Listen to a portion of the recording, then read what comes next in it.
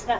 மனோவேகத்தில் செல்லும் விமானம் ஒன்றில் பறப்பதாக வைத்துக் கொள்வோம். நமது பௌதிக விமானங்களில் மணிக்கு 2000 மைல் வேகத்தில் பறக்க முடியும். ஆனால் மனதின் வேகம் என்ன? நீங்கள் லண்டனில் இருந்தபடியே சுமார் 10,000 மைலுக்கு அப்பால் இந்தியாவில் உள்ள உங்களது வீட்டை பற்றி நினைத்ததால் உடனே மனம் அங்கே போய்விடுகிறது. மனம் அவ்வளவு விரைவானது. ஆயினும் மனோவேகத்தில் லட்சக்கணக்கான ஆண்டுகள் பயணம் செய்தால் ஆன்மீக ஆகாயம் அளவற்றது என்பதை அறியலாம் என்று பிரம்ம சம்ஹிதையில் சொல்லப்பட்டுள்ளது. உண்மையில் நம்மால் ஆன்மீக ஆகாயத்தை அணுகக்கூட முடியாது. எனவே ஒருவன் அதிகாரப்பூர்வமான ஆன்மீக குருவை கட்டாயம் அணுக வேண்டும் என்பதே வேத கட்டளை. இங்குள்ள கட்டாயம் என்னும் சொல் குறிப்பிடத்தக்கதாகும். ஆன்மீக குருவின் தகுதிகள்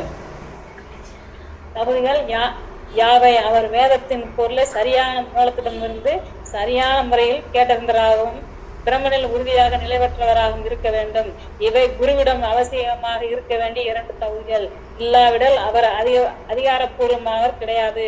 இந்த கிருஷ்ண பக்தி இயக்கம் வேத கோட்பாடுகளின் மூலமாக முழுமையான அங்கீகாரத்தை பெற்றுள்ளது. வேத ஆய்வுகளின் உண்மையான நோக்கம் கிருஷ்ணரை அறிவதே என்று பகவத்கீதையில் கூறப்பட்டுள்ளது. பிரம் சம்தியிலும் கோவிந்தராகிய கிருஷ்ணர் எண்ணற்ற வடிவங்களாக கொண்டிருப்பினும் அவை அனைத்தும் ஒன்றே என்று சொல்லப்பட்டுள்ளது. அவை நம்மை போன்ற வீழ்ச்சி அடையக்கூடிய உருவங்கள் அல்ல. அவருடைய உருவம் வீழ்ச்சி அடையாதது. ஓகே மேடம், போதும் மாதாஜி. தேங்க்யூ மாதாஜி. எல்லாரும் படிக்க டைம் இருக்கட்டும். தேங்க்யூ மாதாஜி. ஹரே கிருஷ்ணா. ஹரே கிருஷ்ணா பிரபு. சார் பிரம்மசபையில் சொல்கிறாங்க இல்லையா, பந்தாசு கோடி சதவச்ச சம்பர்கம்யம் வாயோ ரத்தாப்பி மனசோ முனி புங்கவானம். மனதுடைய வயத்தில் போனால் கூட நம்ம இந்த யூனிவர்ஸோட எல்லையே தாண்ட முடியாது. அதனால் இந்த மாதிரி இன்கன்சீவபிள் பொட்டன்சி, அது உணர முடியாத சக்தி எல்லாம், உணர முடியாத அறிவை வந்து எப்படி புரிஞ்சுக்கணும்? நம்ம வேதங்கள் மூலம் தான் புரிஞ்சுக்கணும். ஓகே, பிருந்தாமராஜி கண்டி பண்ணுங்க அதுலேருந்து. ஹரே கிருஷ்ணா பிரபு. ஹரே கிருஷ்ணா. எனது உருவத்திற்கு ஆரம்பம் உண்டு, ஆனால் அவரது உருவத்திற்கு ஆரம்பம் கிடையாது. அக்கு ஆனந்தம் எனப்படுகிறது. மேலும் அவருடைய எண்ணற்ற உருவங்கள் அனைத்தும் முடிவற்றவை. என்னுடைய உருவம் தற்போது இந்த இடத்தில் இருக்கிறது, என்னுடைய வீட்டில் இருப்பதில்லை. நீங்கள் இங்கே அமர்ந்துள்ளீர், உங்களுடைய வீட்டில் அமரவில்லை. ஆயினும் கிருஷ்ணரால் ஒரே நேரத்தில் எங்கும் வீற்றிருக்க முடியும். அவரால் கோலோக பிருந்தாவனத்தில் இருந்தபடியே எங்கும் எல்லா இடங்களிலும் நிறைந்திருக்க முடியும். கிருஷ்ணர் ஆதி புருஷராகவும் மிக பழமையானவராகவும் உள்ள போதிலும் அவரின் படத்தை காணும் போது அவரை 15 அல்லது 20 வயது மதிக்கத்தக்க இளைஞனாகவே காண்பீர்கள். வயதான கிழவனை போன்று அவரை ஒருபோதும் காண மாட்டீர்கள். தேரோட்டியாக வரும் கிருஷ்ணரின் படங்களை நீங்கள் பகவத்கீதையில் பார்த்திருப்பீர்கள். அச்சமயத்தில் அவரது வயது 100க்கு குறையாமல் இருக்கும். அப்போது அவருக்கு கொள்ளும் பேரங்கள் இருந்தார்கள், ஆனால் அவர் பார்ப்பதற்கு இளைஞனாகவே தோன்றினார். கிருஷ்ணர் கடவுள், அவர் ஒருபோதும் முதுமை அடைவதில்லை. அது அவரது உயர்வான சக்தி. நீங்கள் வேத சாஸ்திரங்களை கற்று கிருஷ்ணரை தேட முயன்றால் குழப்பம் அடைவீர்கள். அவரை அவ்வாறு அணுகுதல் சாத்தியமாகலாம், ஆனால் மிகவும் கடினமானது. அதற்கு மாறாக அவருடைய பக்தரிடமிருந்து அவரை பற்றி மிக எளிதாக அறிந்து கொள்ளலாம். இதோ இருக்கிறார், ஏற்றுக்கொள்ளுங்கள் என்று பக்தரால் அவரை உங்களுக்கு வழங்க முடியும். கிருஷ்ணர் பக்தர்கள் அவ்வளவு திறன் வாய்ந்தவர்கள். ஆதியில் ஹரே கிருஷ்ணா. கிருஷ்ணருக்கு வந்து எப்பயும் ஓல்டே ஆக மாட்டார். ஓகே, எங்காவே தான் இருப்பார். நவயவனம் ச வேதேஷு துர்லபம் அதுர்லபம் ஆத்ம பக்தம். வேதங்கள் மூலமாக அவர் புரிஞ்சுக்க முடியாது, பக்தர்கள் மூலம் மட்டும்தான் புரிஞ்சுக்க முடியும். ஓகே, வேதங்கள் அறிவு கொடுக்கும், ஆனால் எப்படி புரிஞ்சுக்க எப்படி பண்ணுவோம்? பக்தர்கள் மூலமாக புரிஞ்சுக்க முடியும். ஏன் வேதங்கள் வந்து கரையே கிடையாது, எல்லையற்றது. Too many books doubts, too many books too many doubts. அவங்களால ஃபிக்ஸ் ஆக முடியாது. ஓகே, அதனால் நம்ம 3 புக் போதும். இது ஸ்ரீமத் பாகவதம், பகவத்கீதா, சைத்தன்ய சரிதாமிர்தம். ஓகே, இதெல்லாம் பிரபா எழுத புக்ஸ்லாம் ஓகே, ஈஸ்வர சேர்க்கலாம். நிறைய புக்ஸ் படிச்சோன்னா என்ன ஆகிடும், நமக்கு வந்து நம்பிக்கை வந்து இருக்காது. ஓகே, இவங்க சுதாமராஜி உங்ககிட்ட இருக்கா? படிக்க. ஆதியில் ஒரு வேதம் மட்டுமே இருந்தது, அதை படிக்க வேண்டிய தேவை இருக்கவில்லை. மக்கள் மிகுந்த புத்திசாலியாகவும் நுண்ணிய நினைவாற்றல் கொண்டவர்களாகவும் இருந்ததால் ஆன்மீக குருவிடமிருந்து வேதத்தை ஒரு முறை செவியுற்ற மாத்திரத்தில் அவர்கள் அதனை புரிந்து கொள்வார். முழு கருத்தையும் அவர்கள் உடனடியாக புரிந்து கொள்வார். ஆயினும் 5000 ஆண்டுகளுக்கு முன்பாக தற்போதைய கலியுக மக்களுக்காக வியாசதேவர் வேதங்களை எழுத்து வடிவில் வழங்கினார். காலப்போக்கில் மக்களின் வாழ்நாள் குன்றி நினைவாற்றல் குறைந்து புத்தி மழுங்கி போய்விடும் என்பதை அறிந்திருந்த வியாசர் வேத ஞானத்தை எழுத்து வடிவில் வழங்குதல் நல்லதென்று எண்ணினார். அவர் வேதங்களை நன்றாக பிரித்தார். ரிக், சாம, அதர்வன மற்றும் யஜுர். அதன் பின்னர் அந்த வேதங்களை அவர் தமது வெவ்வேறு சீடர்களிடம் ஒப்படைத்தார்.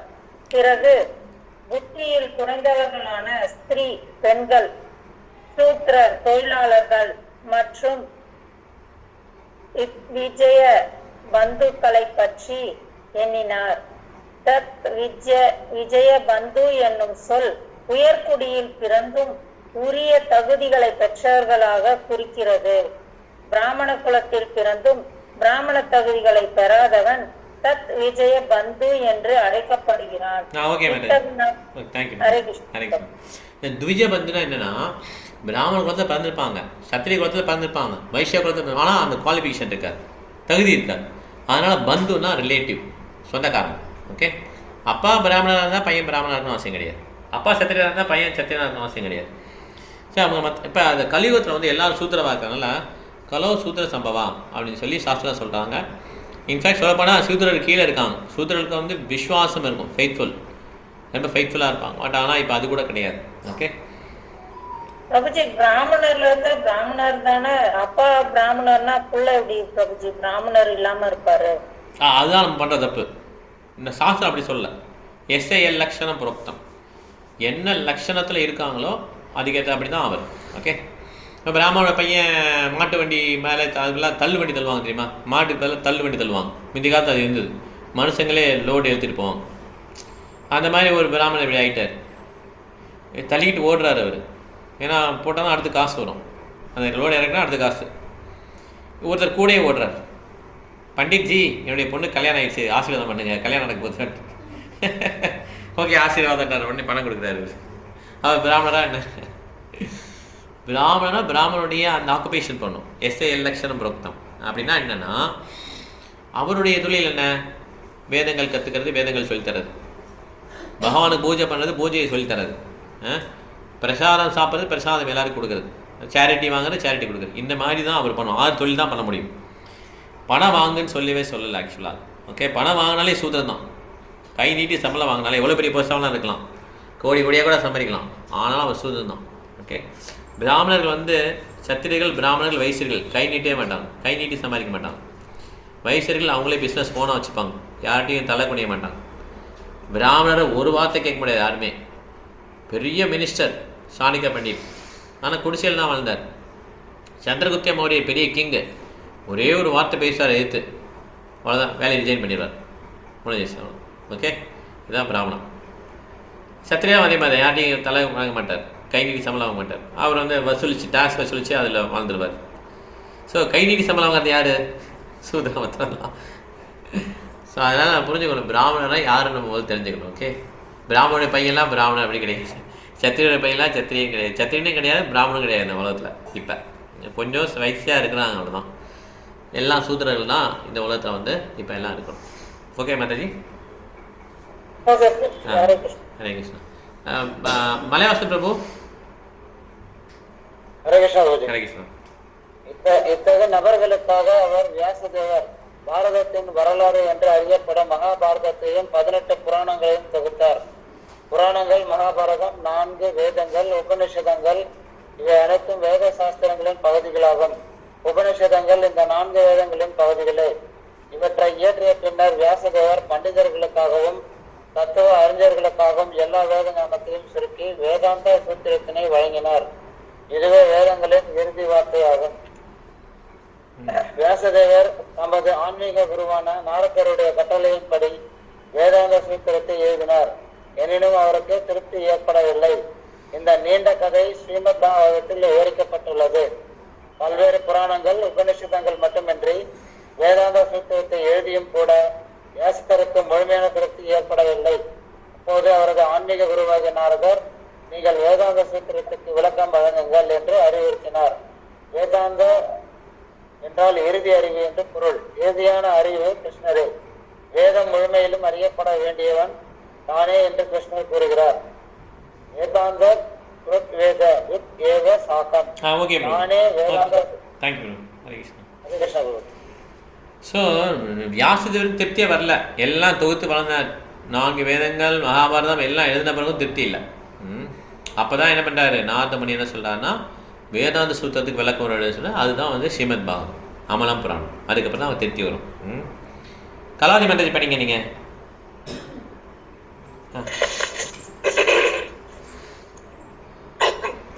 வேதாந்தம் என்றால் இறுதி முடிவு என்று பொருள். இறுதியான அறிவு கிருஷ்ணரே. வேதம் முழுமையிலும் அறியப்படிய வேண்டியவன் தானே என்று கிருஷ்ணர் கூறுகிறார். வேதாந்த கிருத் வேதவித் ஏவ சாகவாம். நானே வேதாந்த சூத்திரத்தை தொகுத்தவன், நானே வேதங்களை அறிந்தவன். எனவே இறுதி லட்சியம் கிருஷ்ணரே.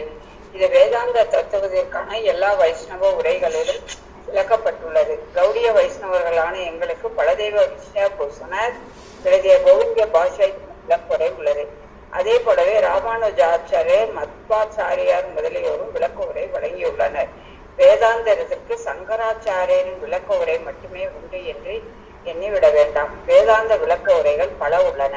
ஆனால் வைஷ்ணவர்கள் முதலில் விளக்க உரை எழுதாத காரணத்தினால் சங்கராச்சாரியர் மட்டுமே வேதாந்தத்திற்கு விளக்கம் அளித்துள்ளார் என்னும் தவறான கருத்து மக்களிடையே பரவி இருக்கிறது. இவை மட்டுமன்றி வியாசதேவர் தாமே ஸ்ரீ பாகவதத்தின் வடிவில் பக்குவமான வேதாந்த உரையை வழங்கியுள்ளார். ஸ்ரீமத் பாகவதம் வேதாந்த சூத்திரத்தின் முதல் சொற்களுடன் தொடங்குகிறது. ஜன்மாதி யஸ்ய. இந்த வாக்கியம் ஸ்ரீமத் பாகவதத்தில் முழுவதுமாக விளக்கப்பட்டுள்ளது. ஸ்ரீனா மாதாஜி நீங்கள் வச்சுருக்கீங்களா? இது ஈஷோ பிரஸ் படிக்கிறோம். இப்போ நம்ம இது கடைசி கொஞ்சம் இருக்குது. நீங்கள் ட்ராக் பண்ணுறீங்களா இல்லையா ஸ்ரீனா மாதாஜி? இல்லை பிரபுஜி, கையில் புக்கு இல்லை. சரி பரவாயில்ல, நீ கேட்டே இருங்க. Okay thank you Mataji. ஆசி படிக்கிறியா? ட்ராக் பண்ணுறியா இல்லையா? இல்லையா? சரி சாதாஜி நீ ட்ராக் பண்ணுறீங்களா? படி 2 பேர் யாரும் படிங்க. ஜென்மதியசி அதுக்கப்புறம் விட்டாங்க மாதாஜி. கடைசி பேராகிராஃப் அதான் முடிஞ்சது. அவ்வளோ நாள் கிளாஸ் முடிச்சுக்கலாம். ஏற்றுட்டியா? அம்மா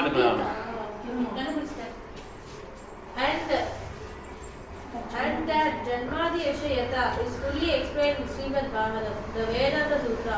The Vedanta Sutra simply hints at what is Brahman, the absolute truth. The absolute truth is that from whom everything emanates. This is a summary, but is explained in detail in Srimad Bhagavatam. If everything is emanating from the absolute truth, then what is the nature of the absolute truth? That is explained in Srimad Bhagavatam. The absolute truth must be consciousness. He is self-effulgent, Swarat. We develop our consciousness and knowledge by receiving knowledge from others. But for him, it is said that he is self-effulgent. The whole summary of Vedic knowledge is the Vedanta Sutra, and the Vedanta Sutra is explained by the writer himself in Srimad Bhagavatam. We finally request those who are actually after Vedic knowledge to try to understand the explanation of all Vedic knowledge from Srimad Bhagavatam and the Bhagavad Gita. Okay, இப்போ முடிச்சிட்டோம்.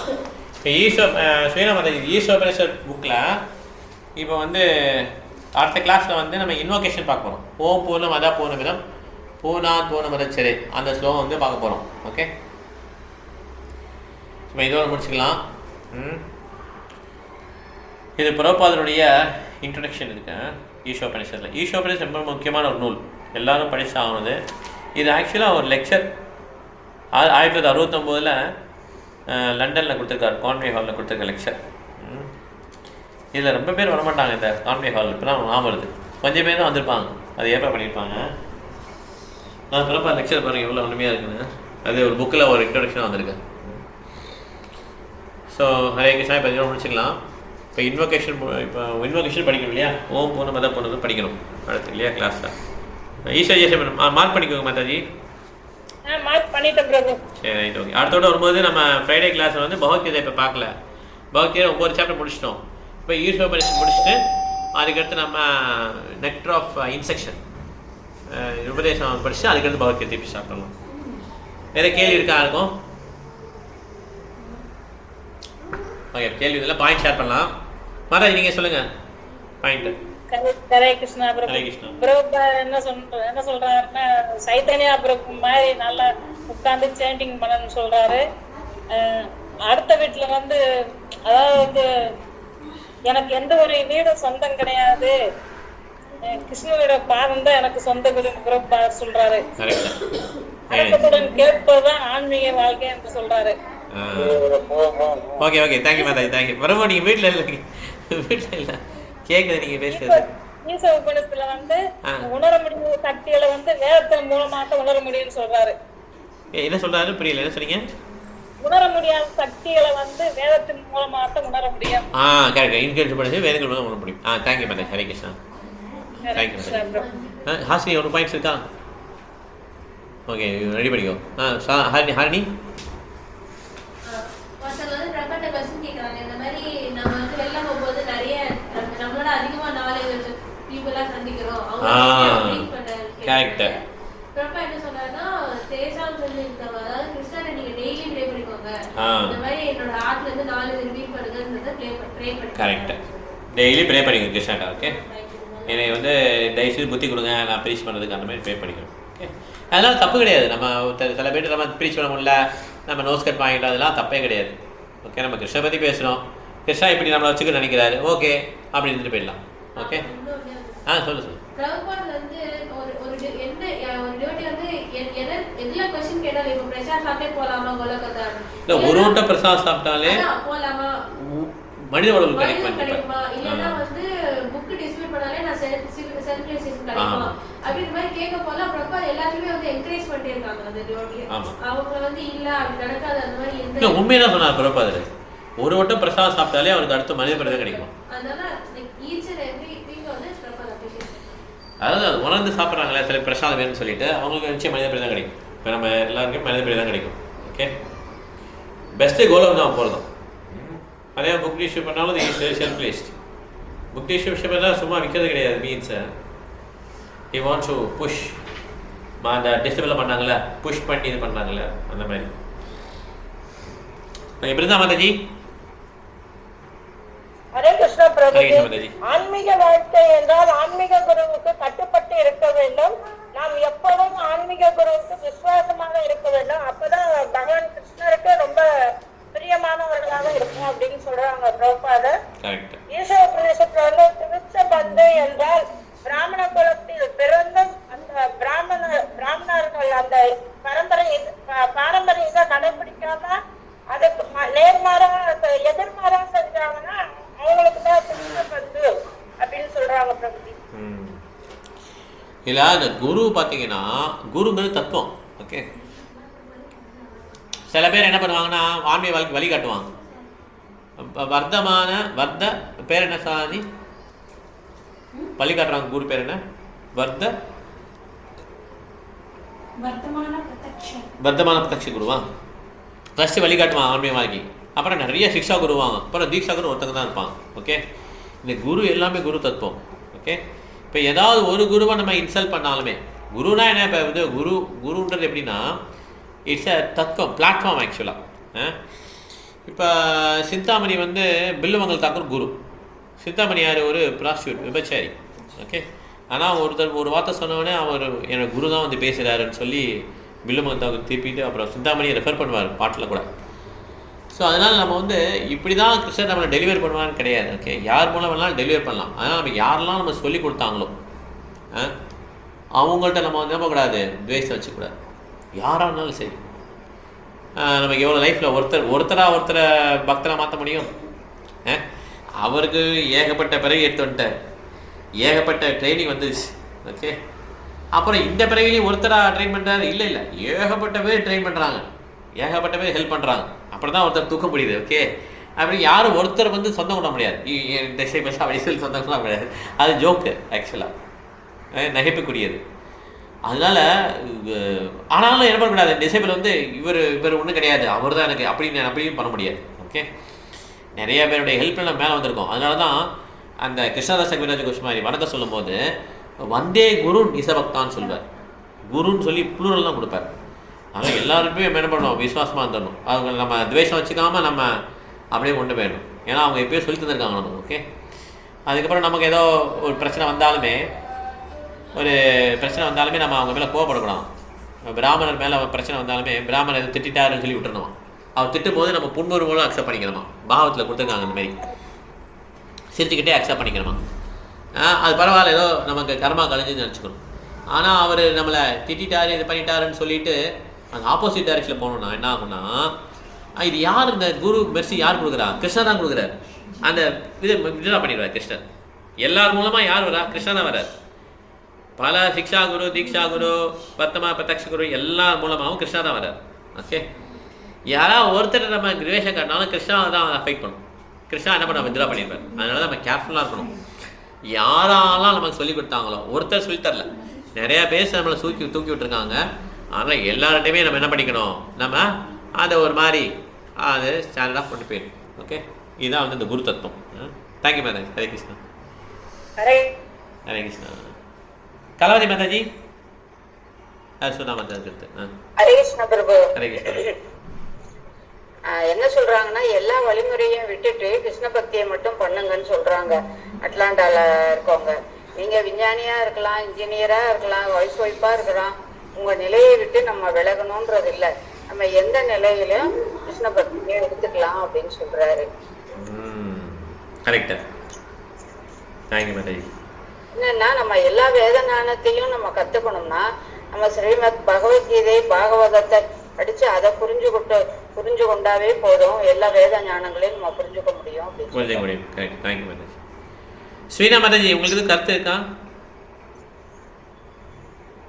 ஸ்ரீனா மாதாஜி. பிரபு, டெம்பிள்ல இருந்து phone வருது prabhu. Okay mataji. Thank you mataji. Thank you. Hare Krishna. Srina mataji. Hare Krishna prabhu. சொல்லுங்க. Thank you mataji. Hare Krishna. Malaivasan prabhu, Malaivasan prabhu வீட்டில் இருக்கீங்க?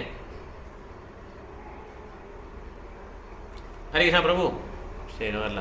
ஹரே கிருஷ்ணா பிரபு. நாம எப்போதுமே வந்து ஆன்மீக குருவோட விசுவாசமா இருந்தால்தான் பகவான் கிருஷ்ணரை பத்தி புரிந்து கொள்ள முடியும்னு பிரபுபாத் அவர்கள் சொல்றாரு. ஈஷோபனிஷத்துல வந்து பகவான் கிருஷ்ணருக்கு வந்து முழுமையே இல்லை, அவர் என்றுமே இளமையாக இருப்பார். எனது உருவத்துக்கு ஆரம்பம் உண்டு, அவரது உருவத்துக்கு ஆரம்பம் கிடையாதுன்னு சொல்றாங்க. ஹரே கிருஷ்ணா. தேங்க்யூ பிரபு. ஹரே கிருஷ்ணா. சுதா மாதாஜி. ஹரே கிருஷ்ணா. ஹரே கிருஷ்ணா. பிரபுபாதர் வந்து கிருஷ்ணரும் ராதையும் சேர்ந்தவர் தான் அவரு. இவர் சைத்தன்யமா பிரபு. சைத்தன்ய மகாபிரபு. அவர் வந்து வீடே இல்ல, கிருஷ்ணருடைய பாதம் தான் அவருக்கு வந்து வீடு. பிரபுபாதருக்கு வந்து கிருஷ்ணனுடைய பாதம் வீடு. கரெக்ட். ஓகே.